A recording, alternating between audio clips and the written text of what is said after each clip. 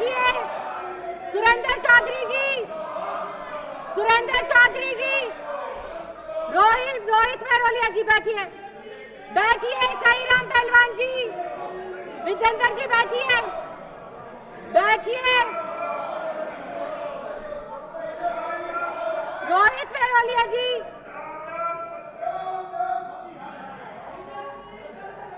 अखिलेश पति त्रिपाठी जी, प्रवीण जी,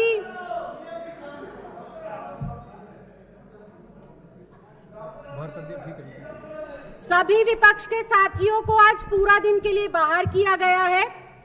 और जैसा मैंने सदन के पहले दिन शुक्रवार को भी कहा था, सदन की कार्रवाई अति गंभीर मुद्दों के लिए बुलाई गई है। विपक्ष के साथियों को साथ ना देने पर सदन की मर्यादा का उल्लंघन करने के लिए आज पूरा दिन के लिए मैंने बाहर का रास्ता दिखाया है। और सत्ता पक्ष के साथियों से भी मेरा निवेदन है, कार्यसूचीबद्ध तरीके से और समयबद्ध तरीके से अपने वक्तव्य को रखें, नहीं तो फिर मुझे आपके लिए भी इस तरह के कोई कदम उठाने पड़ सकते हैं। अब श्री अरविंद केजरीवाल जी, माननीय मुख्यमंत्री, निम्नलिखित प्रस्ताव प्रस्तुत करेंगे। यह सदन मंत्रिपरिषद में विश्वास व्यक्त करता है। माननीय मुख्यमंत्री जी।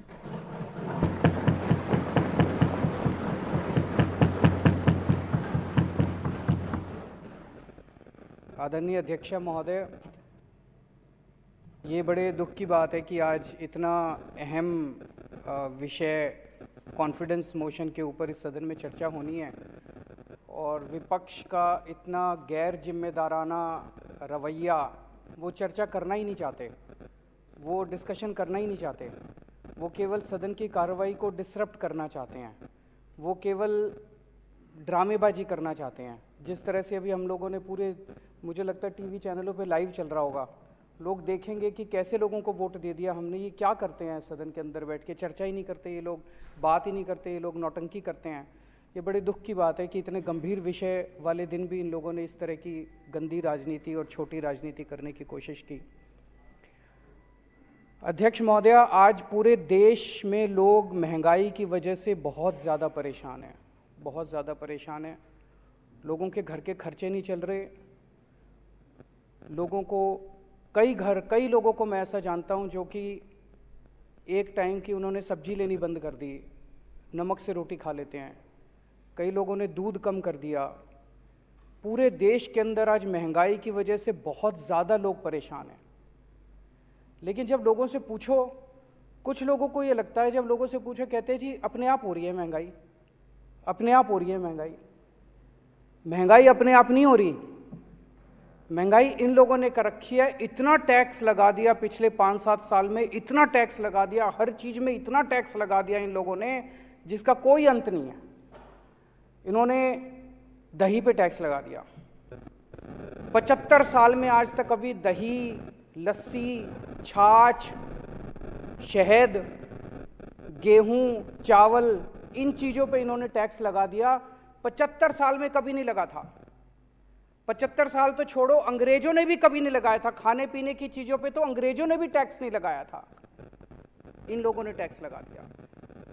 इस वजह से चीजें महंगी हो रही है, इतना इन्होंने टैक्स लगा दिया। अगर आज ये लोग टैक्स कम कर दें ये सारा, तो एकदम से महंगाई देश के अंदर खत्म हो जाएगी।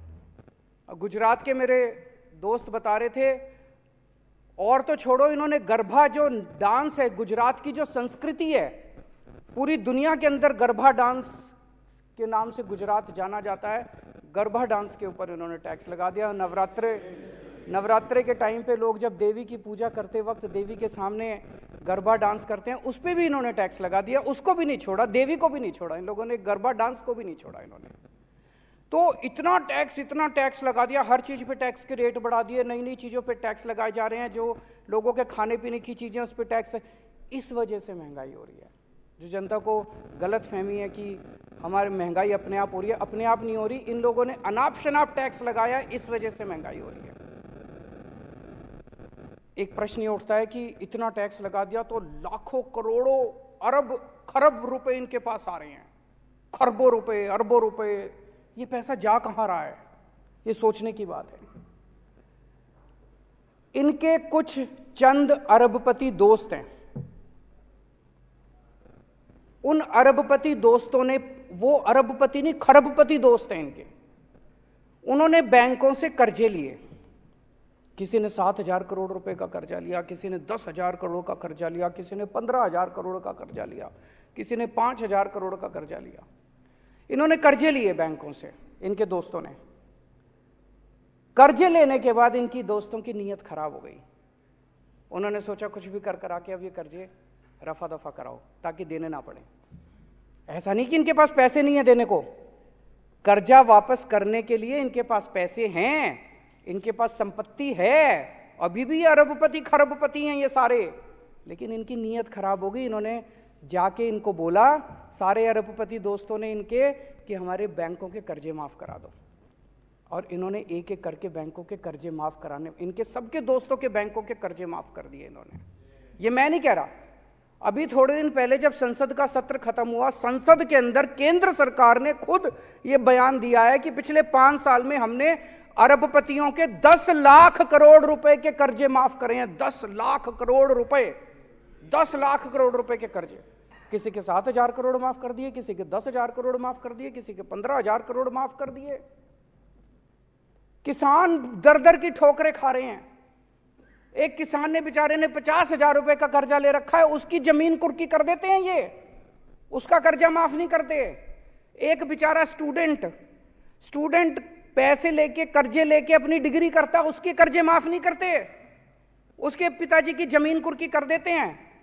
एक बेचारा, किसी ने, मिडिल क्लास का आदमी है, उसने एक गाड़ी खरीद ली कर्जा लेके, अगर वो एक इंस्टॉलमेंट नहीं देता, ये गाड़ी जब्त करने आ जाते हैं।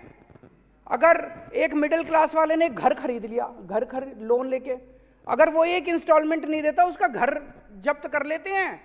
उनको नहीं छोड़ते, बेचारे मिडिल क्लास वाले को नहीं छोड़ते, स्टूडेंट को नहीं छोड़ते, किसान को नहीं छोड़ते। इन्होंने अपने दोस्तों के, अरबपति खरबपति दोस्तों के 10 लाख करोड़ रुपए के कर्जे माफ कर दिए। क्या होता है इनके यहां, कोई एक दोस्त आया, बोला जी मेरे 5,000 करोड़ रुपए माफ कर दो। ये मंत्री को बुलाते हैं, हाँ भाई दही पे टैक्स लगा दे। फिर दही पे जितना टैक्स आता है उससे एक दोस्त के कर्जे माफ। फिर दूसरा दोस्त आता है, मेरे जी 10,000 करोड़ रुपए माफ कर दो। फिर कहते हैं हाँ भाई छाछ पे टैक्स लगा दे। फिर वो छाछ से जितना पैसा आता है उससे दूसरे दोस्त के कर्जे माफ। ये ठीक है क्या? ये तो बिल्कुल गलत है। आज अगर ये लोग अपने दोस्तों के कर्जे जितने माफ करें वो रिकवर कर लें, इस देश से महंगाई दूर हो सकती है। एक अंग्रेज थे, अंग्रेज हमारे देश से, आपने पिक्चरें देखी होगी, वो कौन सी वाली थी, लगान, और भी इस तरह की कई पिक्चरें आई जिसमें कोड़े मार मार के लगान ले रहे हैं लोगों से। वो लगान लेते थे, अत्याचार करते थे, और वो लगान लेके, टैक्स लेके हमारे देश पे खर्च नहीं करते थे, वो सारा पैसा इंग्लैंड ले जाते थे। और अब उनके बाद ये अंग्रेज आए हैं, ये भी खूब खून चूस रहे हैं जनता का, खूब टैक्स ले रहे हैं, हर चीज पे टैक्स ले रहे हैं। वो टैक्स आपके ऊपर खर्च नहीं कर रहे, आपके स्कूल नहीं बना रहे आपके बच्चों के लिए, आपके लिए अस्पताल नहीं बना रहे, आपके लिए बिजली नहीं कर रहे, आपके लिए सड़कें नहीं बना रहे, आपसे टैक्स ले लेके ये सारा पैसा अपने अरबपति दोस्तों के जेब में डाल रहे हैं। इसलिए महंगाई हो रही है कि मैं देश की जनता से पूछना चाहता हूं, क्या हम ये बर्दाश्त करते रहेंगे? पेट्रोल और डीजल क्यों महंगा हो रहा है? कभी सोचा हमने? रोज पूरी दुनिया में हम देखते हैं, पूरी दुनिया में तेल के दाम गिरते हैं और हमारे देश में दाम बढ़ते हैं। ऐसा कैसे हो सकता है? पूरी दुनिया में कितने ऐसे देश हैं जहां पे भारत से कहीं ज्यादा सस्ता पेट्रोल डीजल मिल रहा है, हमारे यहां महंगा क्यों मिल रहा है? पेट्रोल और डीजल पे अनाप शनाप टैक्स लगा रखा है इन लोगों ने, इतना टैक्स लगा रखा है। ये पैसा कहां जाता है? ये पैसा जाता है ऑपरेशन लोटस पे। ये क्या है ऑपरेशन लोटस? ऑपरेशन लोटस है, अलग अलग राज्यों के अंदर ये लोग एमएलएज को डरा के, एमएलएज को खरीद के, और उससे ये लोग सरकारें गिराते हैं और अपनी सरकार बनाते हैं। खूब पैसा देते हैं। दिल्ली के अंदर तो हम बर्दाश्त कर चुके हैं, दिल्ली के अंदर तो हम खुद भुक्तभोगी हैं। अभी पिछले दिनों इन्होंने हमारे एमएलएज को 20-20 करोड़ रुपए के अंदर हमारे एमएलएज को इन्होंने खरीदने की कोशिश की। कम से कम 12 एमएलएज ने आके मेरे को बताया कि 20-20 करोड़ रुपए कह रहे हैं, 20-20 करोड़ रुपए ले लो और आम आदमी छोड़ दो और बीजेपी में आ जाओ और इनका टारगेट था 40 एमएलए लेने का। 800 करोड़ रुपए इन्होंने रख रखे थे दिल्ली की सरकार गिराने के लिए। ये ऑपरेशन लोटस है। लेकिन दिल्ली के ये सारे एमएलए ईमानदार हैं, इनको पैसे का लालच नहीं है, इसलिए कोई नहीं बिका।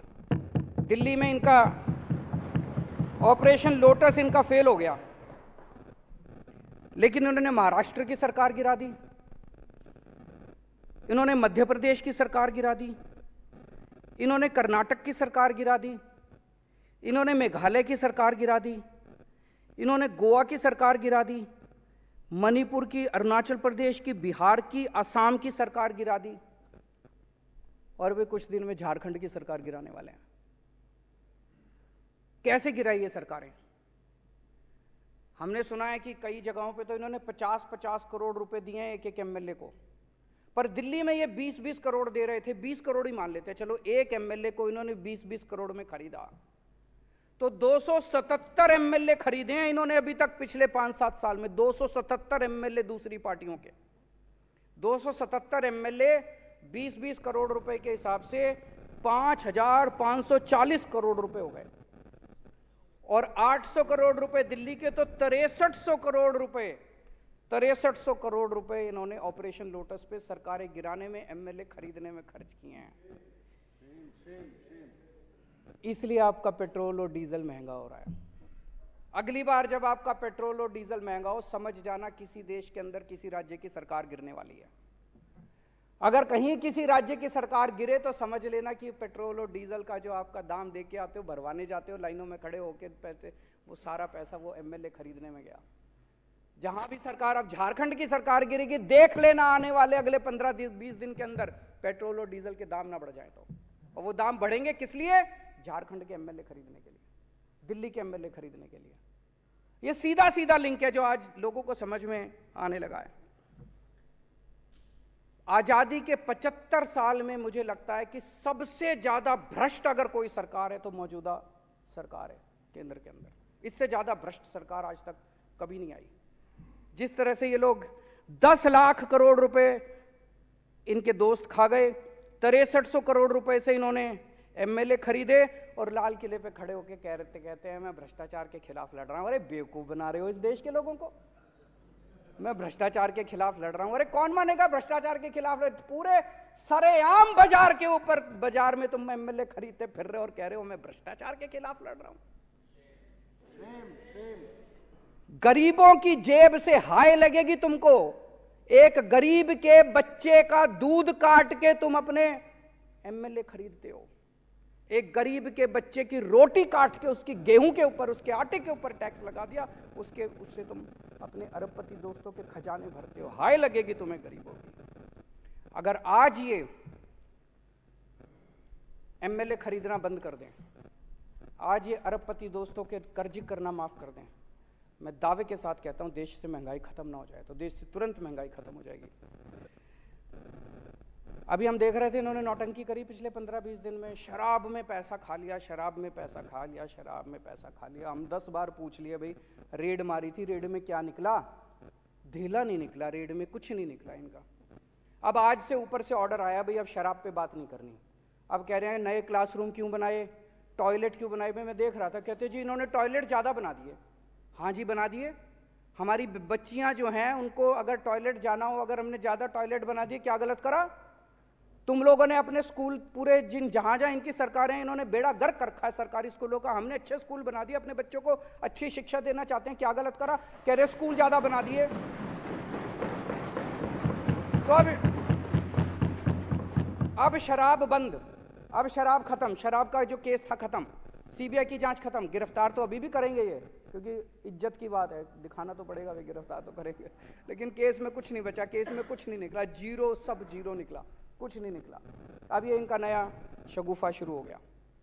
आज ही जो विश्वास मत हम लेके आए हैं, मेरे को कुछ लोग पूछ रहे थे विश्वास मत की क्या जरूरत है? जी जरूरत है, ये दिखाने के लिए कि आम आदमी पार्टी का एक एक कार्यकर्ता, एक एक एमएलए, एक एक मंत्री कट्टर ईमानदार है।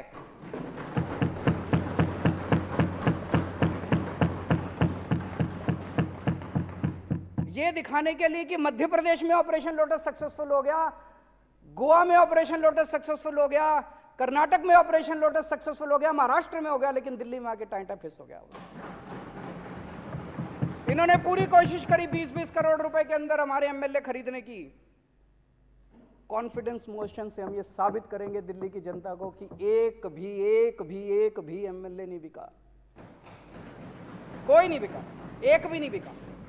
एक भी खरीद के दिखा दो, हम मान जाएंगे। आज मैं चैलेंज करता हूं इस सदन के, एक भी खरीद के दिखा दो तो हम मान जाएंगे। तो इसलिए ये कॉन्फिडेंस मोशन लेके आए हैं। अध्यक्ष महोदया, मैं आपकी अनुमति से निम्नलिखित प्रस्ताव प्रस्तुत करता हूं कि यह सदन मंत्री परिषद में विश्वास व्यक्त करता है।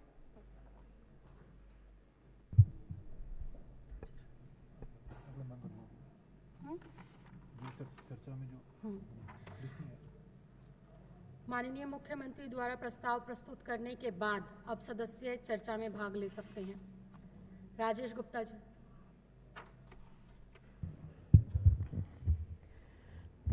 धन्यवाद अध्यक्षा महोदय, आपने इतने महत्वपूर्ण विषय पे बोलने का मौका दिया।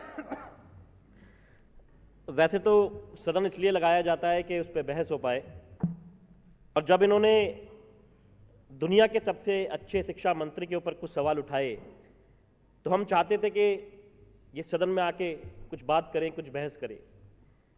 लेकिन आपने देखा कि 26 तारीख को भी ये ऐसे ही भागे, आज भी ये आते ही भाग गए